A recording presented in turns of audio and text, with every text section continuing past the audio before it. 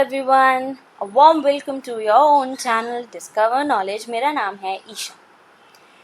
मैंने पिछले वीडियो में आपको बताया था कि हम थोड़े से टिप्स एंड ट्रिक्स समझने वाले हैं कि आगे कैसे फर्दर चैप्टर आपको अपने एग्ज़ाम पैटर्न को एग्ज़ाम पैटर्न समझना है, उस हिसाब से उनको कह सकते हैं सॉल्व करना है, अपने आप को बेनिफिट पहुंचाना है। Basically the end result is to gain, to learn, to grow, right? And we at Discover Knowledge have the same motto.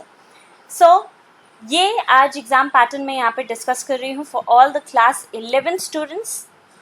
ठीक है, 12th वालों का भी मैं डिस्कशन करूँगी, but let me talk about the class 11th first. उनका भी मैं डिस्कशन लेकर आऊँगी for all the class 12 students. This is the first video in your tips and tricks, क्योंकि मैंने पिछले वीडियो में बताया था कि हम थोड़ा सा एग्ज़ाम पैटर्न के बारे में भी डिस्कशन करेंगे। तो आप जैसा कि देख सकते हो कि जो पुराना आपका पैटर्न चलता आ रहा है, जो अब तक 10th में आप सब्जेक्ट्स पढ़ते आ रहे हो, पैटर्न भी भूल जाओ, सब्जेक्ट्स ऑल टुगेदर, समझ में आ रही है, राइट? तो ये जो पैटर्न है वो या सब्जेक्ट्स हैं वो पूरे तरीके से बदल चुके हैं आपके 11th में आकर के, 12th में आकर के, राइट? तो और नई नई चीज़ें, नए नए सब्जेक्ट्स, नया सारा पैटर्न आपके सामने आ रहा है। तो ये इसी तरीके से आपका 11th का एग्ज़ाम सिस्टम और साथ ही साथ में 12th का भी है। तो ये हमें समझना ज़रूरी है।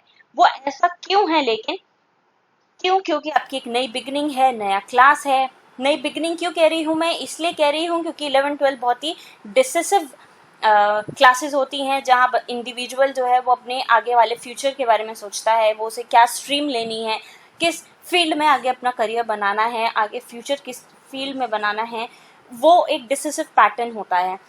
अगर आप ये सोच के बैठे हैं for all the class 11 students कि आप 12th में जाकर के डिसाइड करेंगे कि हमें क्या करना है, देन दैट विल बी वे मोर, बहुत ज़्यादा कह सकते हैं लेट हो जाएगा वो। तो अभी से थोड़ा आप अपने दिमाग में इस चीज़ का आइडिया लेके रखिए कि what you have to do.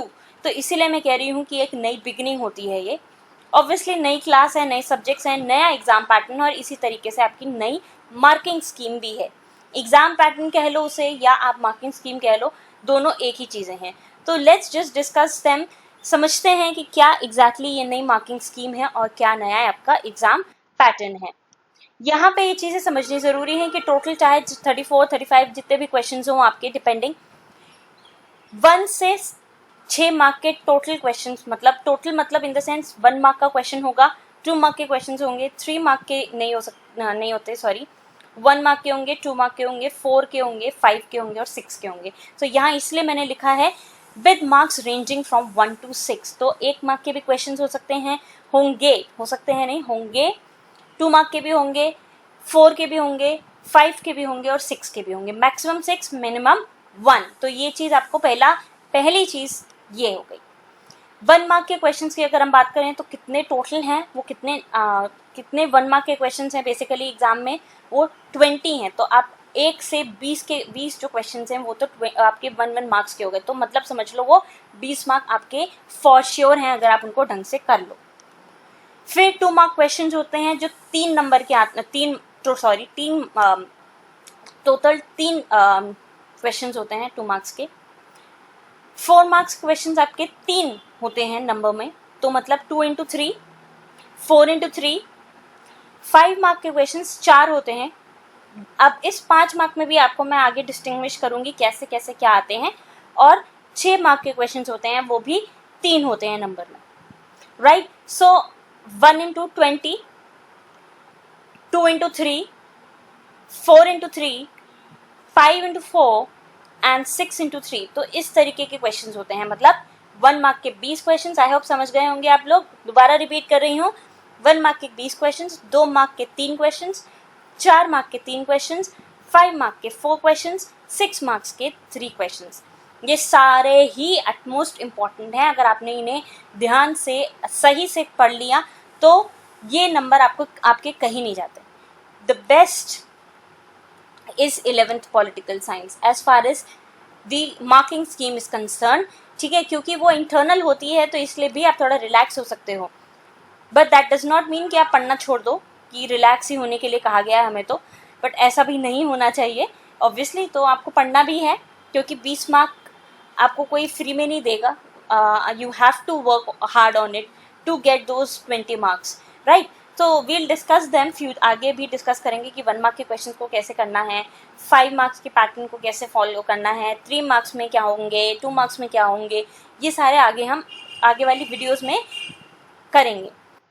Next है, यहाँ से देखिए इस तरीके की कुछ आपको हेडिंग या कह सकते हैं जनरल इंस्ट्रक्शन मिलेगी, तो ये आपको केयरफुली रीड करना है।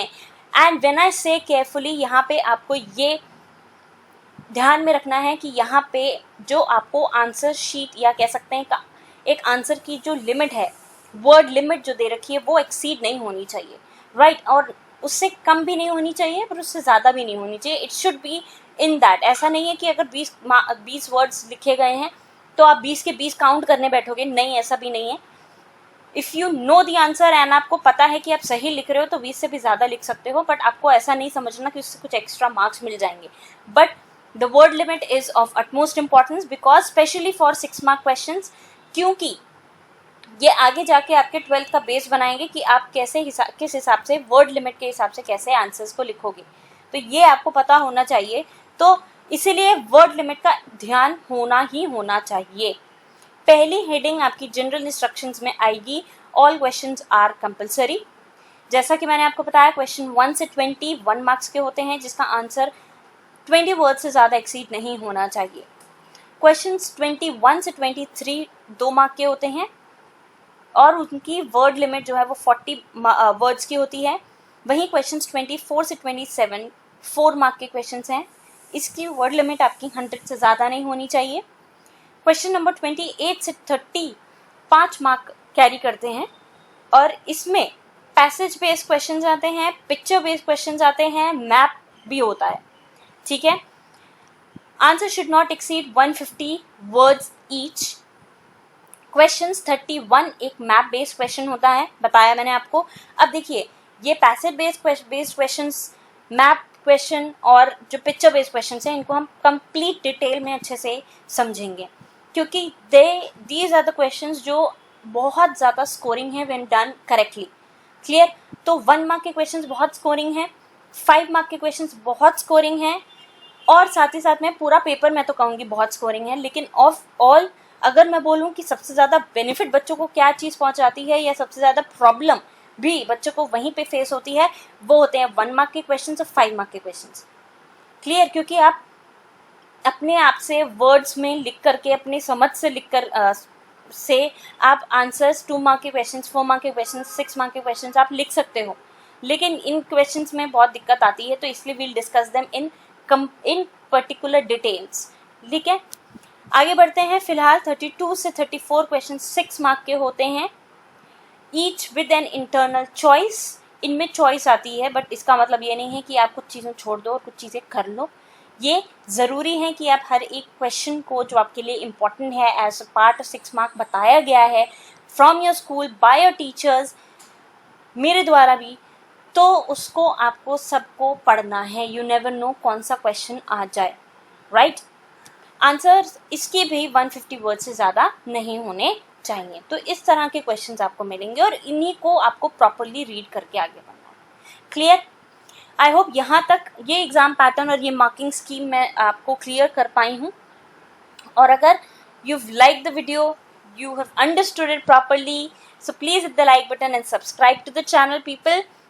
मैं क्लास 12th के लिए भी इसी तरीके का एग्ज़ाम पैटर्न डिस्कस करूँगी फॉर श्योर, एंड उसका भी मैं बहुत जल्द I'll come up to that, और उसमें भी हम आगे कैसे क्वेश्चंस को करना है उस तरीके से हम डिस्कस करेंगे। Till then, stay tuned, stay tuned everyone, keep subscribing and subscribe to the channel. Thank you so much.